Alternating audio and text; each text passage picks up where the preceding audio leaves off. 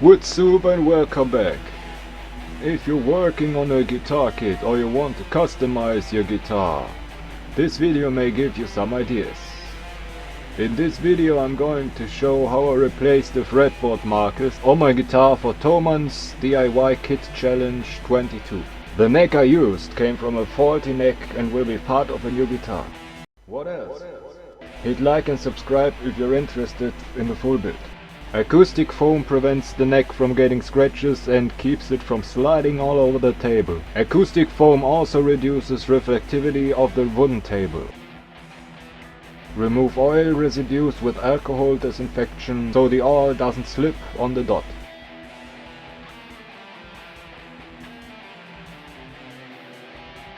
Taking measures of the hole diameter is important.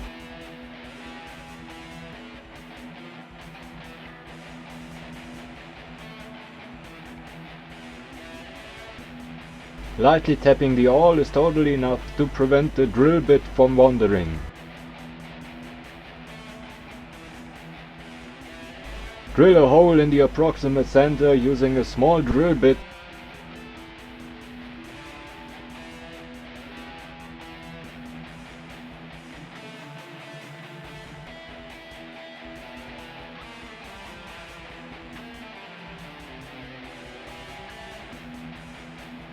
A bigger drill bit, about a millimeter smaller than the fret marker, is used in reverse to slowly remove material without the drill bit biting.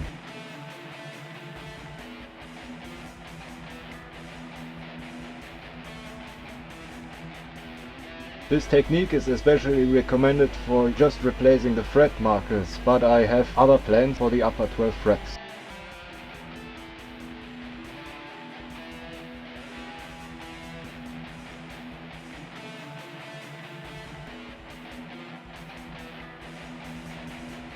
A bent metal skewer is used to pry out the remains.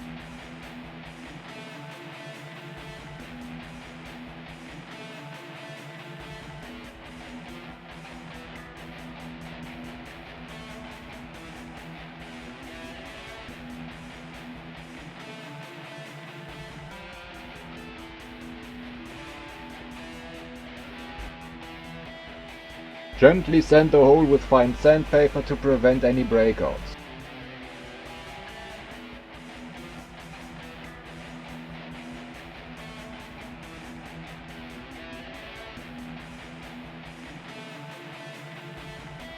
If you're planning on carving around the fret markers, you can just pry them out.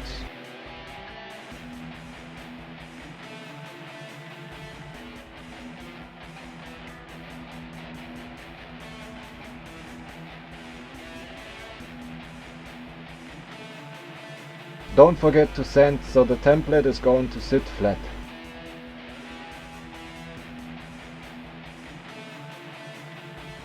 The template for the fret markers I came up with for the upper 12 frets was printed out and cut roughly to size.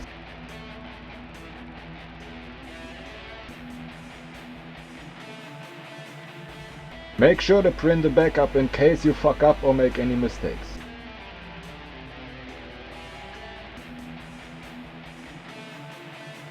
Wipe off any dust and select a matching tape to tape off the fretboard.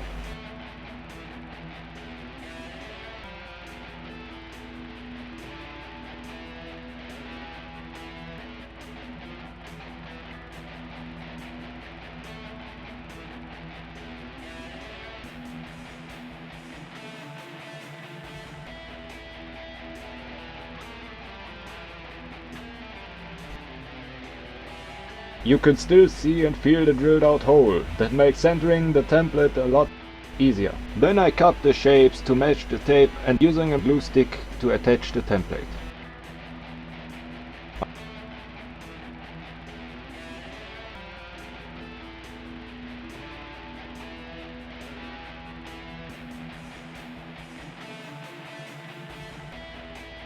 I'm using a metal ruler to line the template up, all the way down to the 12th fret.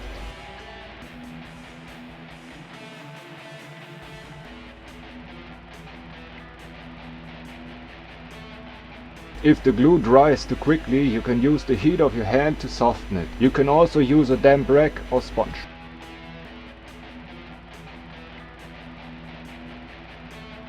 To cut out the shapes, I use a scalpel blade and a metal ruler. Hold your straight edge on the correct side so you can see where to cut.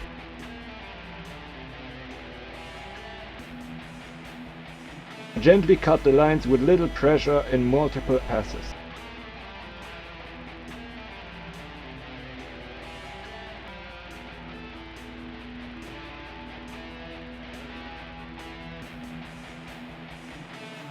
You know the cuts are transferred to the wood if you can remove the cutout center of the template.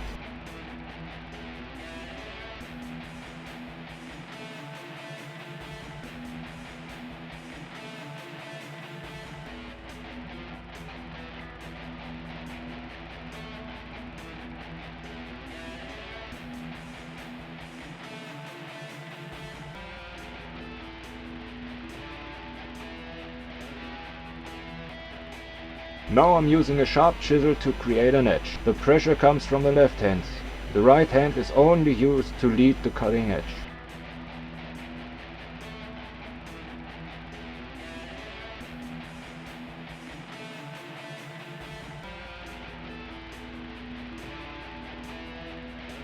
Using a smaller chisel, I cleaned out the inside and tidied up the edges.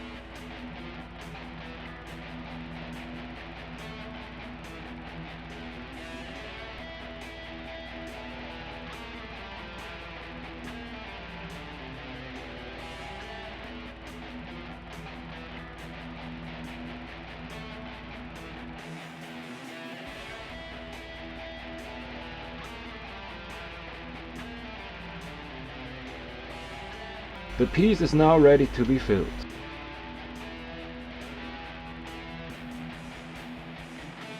For the inlay material, collect some wood dust.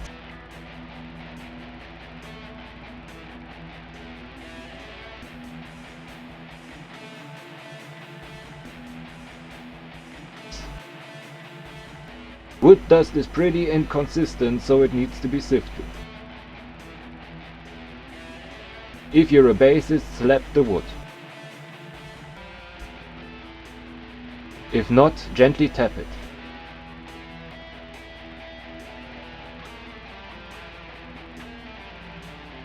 This is a PVC pipe end cap. It works really good for mixing. Put the sifted wood dust in it and add some water.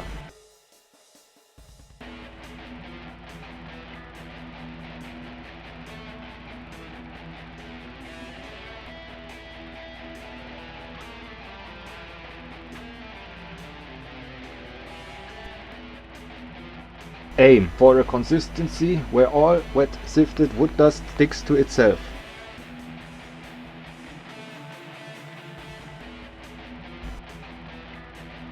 I'm going to use multiple colors, so I split the wet sifted wood dust at this stage.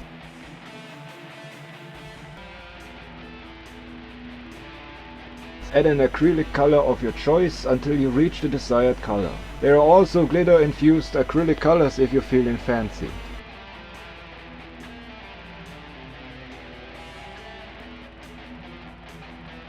Scrape the colored wet sifted wood dust onto a piece of baking paper and spread it evenly thin to aid the drying process.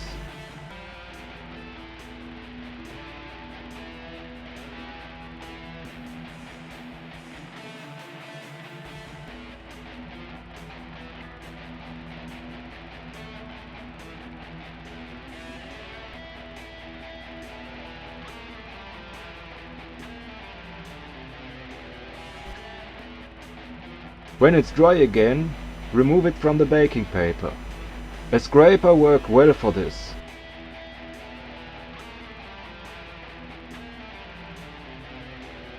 Put the substrate in a mortar and pestle.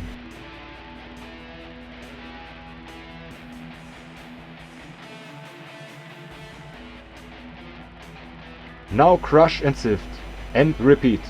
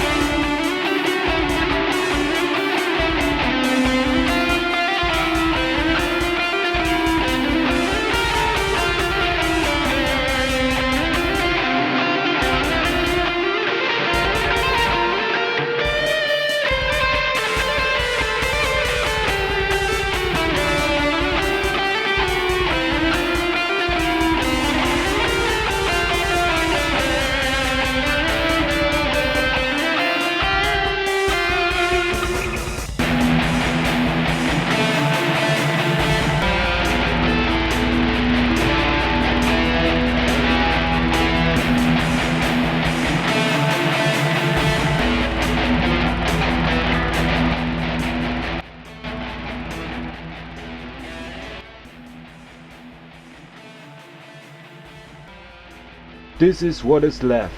You can discard it or use it for other projects. Now the dust needs to go into the fretboard. Lay down a piece of paper to catch any spillover. Generously sprinkle the dust in and over the cutout and lightly tap it.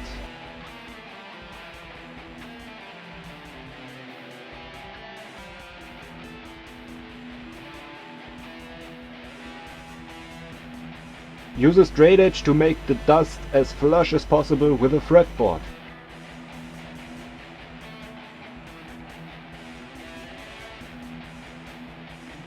Now dribble it with thin superglue until it's fully soaked.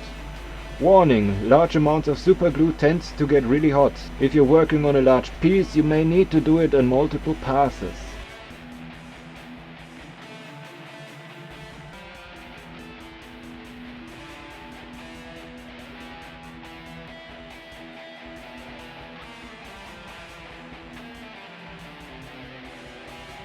Now put a thick layer of wood dust on the wet glue and compress it.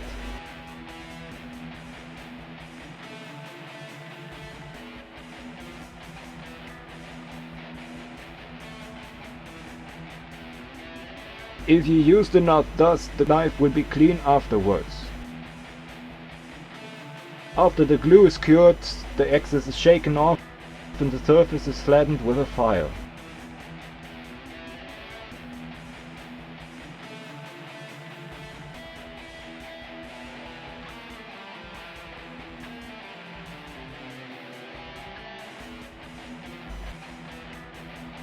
Repeat the process until you're left with a flawless inlay.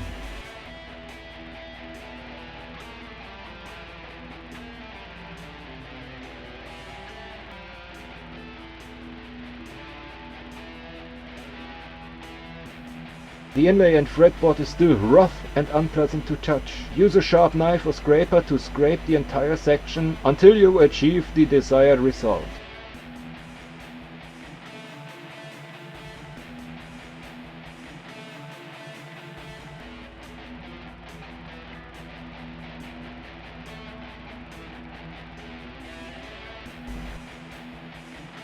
Remove any remaining dust using alcohol.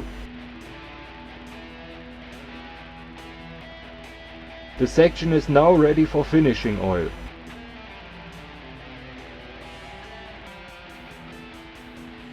Now for the lower part. I'm using a chisel to loosen one side of the fret wire by twisting it. Do not push towards the fret or you may slip off.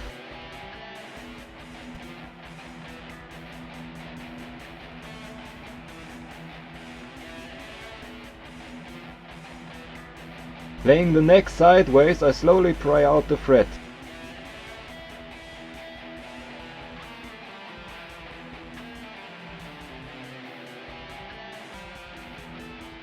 I want to remove the fret markers from fret 12 to 24 and also remove some of the frets. My broken and acoustic guitar bridge matches the color pretty well.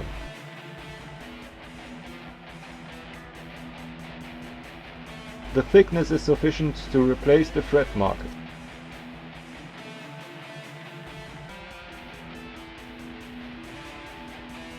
I'll be using a hollow cutter to cut circles out of the wood. This one should better be used in a drill press.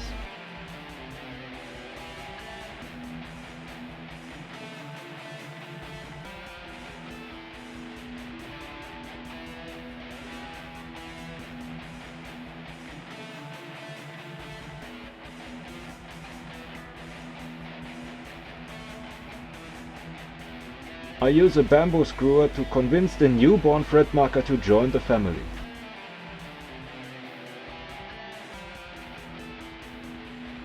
Also keep the wood dust in case you make any mistakes.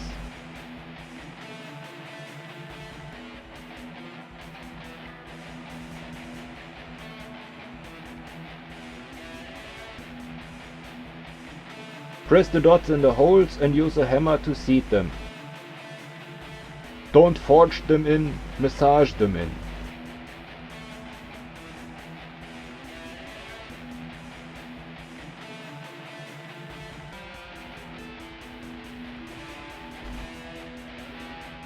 ripping some thin super glue into the seam and using its capillary effect to make it really permanent. Here I'm using a knife to put the wood dust into the thread slots.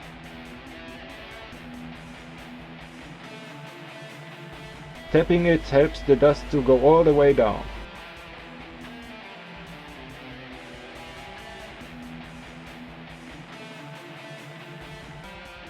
After removing the excess wood dust, I use super glue to fix it in place.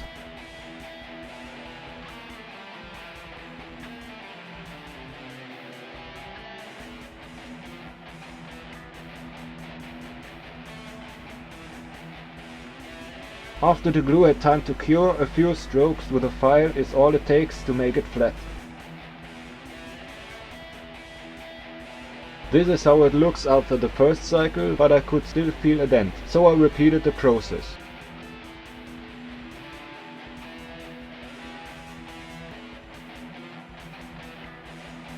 After filing, use a sharp knife or a scraper to refine the surface to match it to the original fretboard.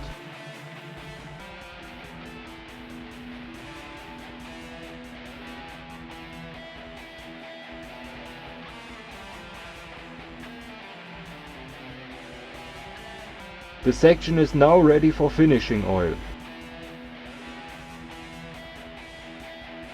I finished the rest off camera and this is the final result.